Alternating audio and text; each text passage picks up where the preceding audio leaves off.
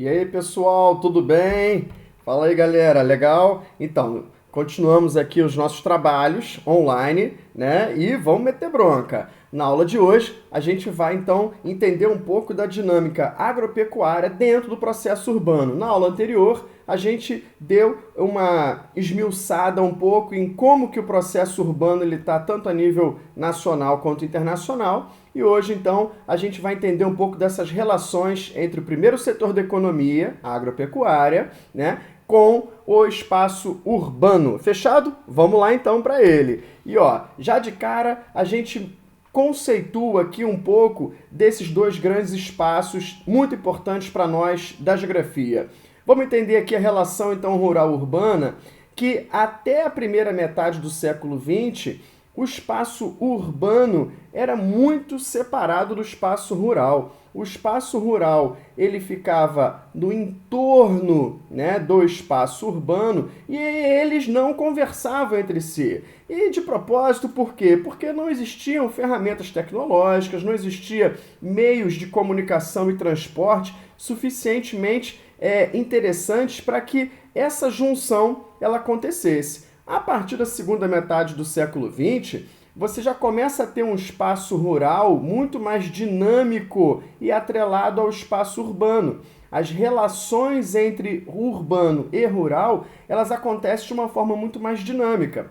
Automaticamente, é nesse sentido que a gente vai entender a aula de hoje, é nesse sentido que a gente vai buscar, então, essas grandes interações. Fechado? Então, vamos partir para a aula.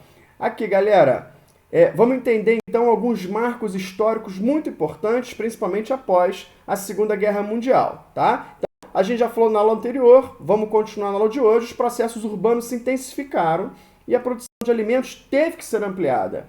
Tá beleza? Então, mais gente morando no espaço urbano vai demandar mais alimentos.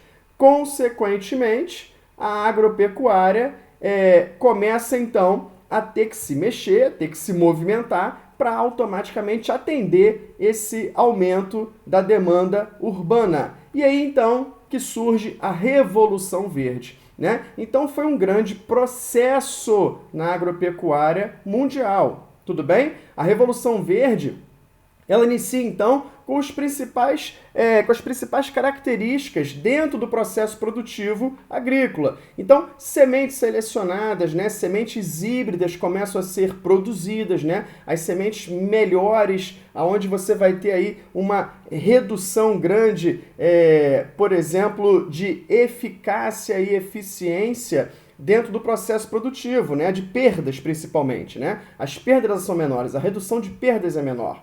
Além disso, financiamento público, lembrando aqui que a nível internacional a gente está tendo uma guerra fria nesse momento, na segunda metade do século XX, consequentemente, União Soviética de um lado querendo mostrar o seu sistema econômico e os Estados Unidos liderando o processo dos capitalistas também querendo mostrar que o capitalismo era superior, começa então a fazer diversos investimentos internacionais. E a Revolução Verde foi mais uma das ferramentas desse processo. Então, automaticamente, gerava-se muito dinheiro para esse setor econômico.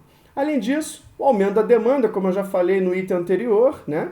A biotecnologia que começou a ser criada e difundida para o melhoramento genético, né? Além disso, as máquinas agrícolas, perfeito? Elas tomando aí um posicionamento muito melhor na produtividade agrícola, agrotóxicos mais eficientes, dentre outros. Ou seja, você começa a ter uma série de ferramentas para que a produtividade agrícola aconteça.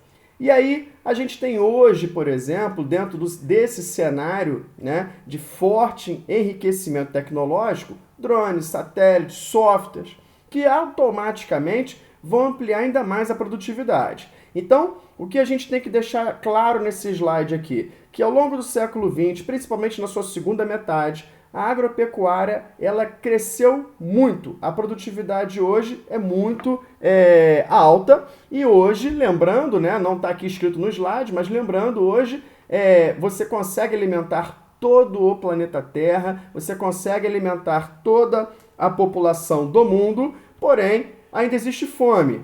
E por que ainda existe fome, né? Então, essa é uma das coisas que a gente vai discutir nos próximos momentos. Consequências da Revolução Verde, galera. Então, a gente tem aí várias consequências, eu separei algumas rápidas para a gente poder discutir e debater agora. Bom, primeiro, alguns impactos ambientais, né? A Revolução Verde, como eu falei com vocês, essas diversas ferramentas, elas vão contribuir para os impactos ambientais no solo, no ar, na água, né? Os agrotóxicos, eles vão automaticamente poluir os lençóis freáticos, os rios, consequentemente, vai gerar muitos problemas, tá fechado? O solo exposto, o solo sendo totalmente reduzido a uma produção em larga escala, isso vai gerar, por exemplo, a falta de proteção das árvores, né? E aí o desmatamento acelerado, todo esse processo aí atrelado à Revolução Verde. A relação forte com o aumento de doenças, né? Então, todos esses alimentos, por exemplo, geneticamente modificados atualmente, né, que são consequências da Revolução Verde, também podem provocar câncer, distúrbios hormonais, mal de Alzheimer. Isso aí não sou eu que estou falando, isso aí a ciência já mostrou e comprovou por diversas vezes, ok? Além disso, você tem um aumento da emigração do campo. Lembra de emigração? É a saída do campo. Sai por quê? Porque as máquinas elas conseguem fazer de uma forma muito mais eficiente o trabalho do humano, né? E aí, consequentemente, você não vai precisar de tanta mão de obra no campo. Então, essa mão de obra começa a ser reduzida e, automaticamente, as pessoas saem do campo e vão para as cidades. Lembra qual é o nome desse clássico movimento migratório? Êxodo rural. Anota do lado aí, galera. Êxodo rural. Desemprego estrutural. Então, desemprego estrutural sendo, então, mais uma das consequências da Revolução Verde, né? Então, algumas, por exemplo, profissões como o coletador da cana-de-açúcar. Hoje você tem máquinas agrícolas que fazem um trabalho muito mais eficiente de uma pessoa que está ali com o facão retirando a cana, tá certo? Essas máquinas, elas vão gerar esse desemprego estrutural. Lembrando que o desemprego estrutural é quando uma profissão, né, quando um setor profissional, ele deixa de existir por conta de um avanço tecnológico, tá certo? É lógico que ainda existem pessoas que com o facão, com o anssim, elas tiram a cana-de-açúcar, isso é óbvio, né? Mas para as grandes empresas rurais, esse trabalho já não existe mais. Bom, vamos então aqui entender rapidamente, dentro de todo esse contexto, uma questão que caiu no ano passado no vestibular da Universidade Federal do Rio Grande do Sul, tá? E aí, esse contexto a gente vai entender muito bem do que a gente está conversando agora. Então, vamos exercitar aqui toda essa teoria. Vamos lá, considere as informações a respeito da estrutura agrária brasileira. Então, item 1. A modernização do campo tornou autossuficiente em relação à cidade, destino da produção agrícola brasileira. E aí, o que você acha dessa afirmação? Certa ou errada? A modernização do campo tornou-se autossuficiente? É lógico que não, né? Da mesma forma, por exemplo, que nós, do espaço urbano, precisamos dos alimentos produzidos no espaço rural, as pessoas do espaço rural também precisam de produtos e serviços que são desempenhados, sobretudo no espaço urbano, né?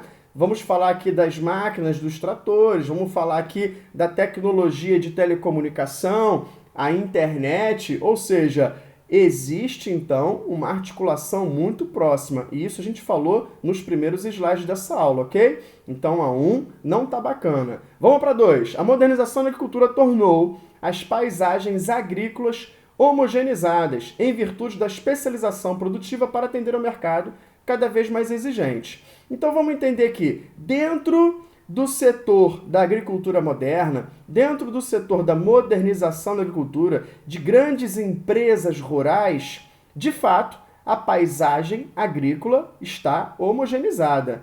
Tudo bem? Através de todos os critérios, ferramentas e atores para produzir esse setor específico da agricultura. Não estou aqui afirmando nessa frase de que a agricultura brasileira está homogeneizada. Não, entenda isso. Cuidado que pode ser uma pegadinha nessa questão, tá? A modernização agrícola tornou espaços mais homogêneos, sim. Beleza? Então a 2 ela está correta. A 3, as modificações na estrutura fundiária provocaram desemprego no campo e êxodo rural. Ih, caramba, falei isso no slide anterior, hein? Além do aumento do número de trabalhadores sem direito à terra, com consequente exclusão social. Perfeito, né, pessoal? Então isso a gente não vê só aqui no Brasil, em diversos locais no mundo, onde a produção agrícola ela é muito forte, muito presente, a gente vê, de fato, essa exclusão social. Tudo bem? Então, a 2 e a 3 corretas, marca a D de dado como resposta correta, que é o gabarito oficial desse vestibular. Tá tranquilo? Pessoal, então, olha, chegamos a mais um fim dessa aula. Espero que tenha curtido essa aula, beleza? Até a próxima, fechado? Um grande abraço do professor Luciano Paz. Valeu, galera. Tchau, tchau.